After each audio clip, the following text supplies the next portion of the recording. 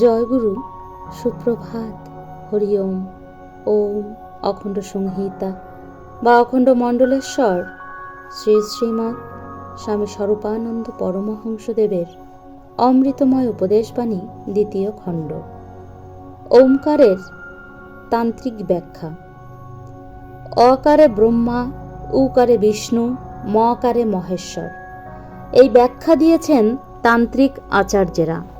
তাঁরা এই ব্যাখ্যার মধ্যে লক্ষ্মীদেবীকে আমন্ত্রণ করেননি, কিন্তু আদ্যাশক্তিকে তাঁদের প্রয়োজন। এজন্য চন্দ্রবিন্দুর ব্যাখ্যা প্রসঙ্গে তাঁকে এনেছেন।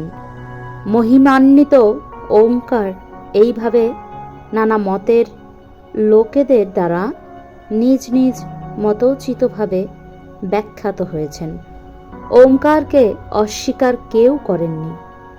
ও এই শব্দটার ওপর একটা চন্দ্রবিন্দু দিলে যা উচ্চারণ হয় তাই ওঙ্কারের চূড়ান্ত উচ্চারণ নয়। ওঙ্কারের প্রকৃত যা উচ্চারণ, এটা তার নিকটতম অনুধ্বনি। হিন্দু ছাড়া অন্য ধর্মাবলম্বীদের মধ্যেও এই একটি শাস্ত্রবাক্য আছে যে ঈশ্বরের একটি গুপ্ত নাম আছে, যা সাধারণে জানে না। আমার মতে সেই গুপ্ত নামই ওঙ্কার। খ্রিস্টানদের ধর্মগ্রন্থে আছে যে আদিতে ছিল বাক্য, সেই বাক্য ঈশ্বরের সঙ্গে ছিল, সেই বাক্যই ছিল স্বয়ং ঈশ্বর।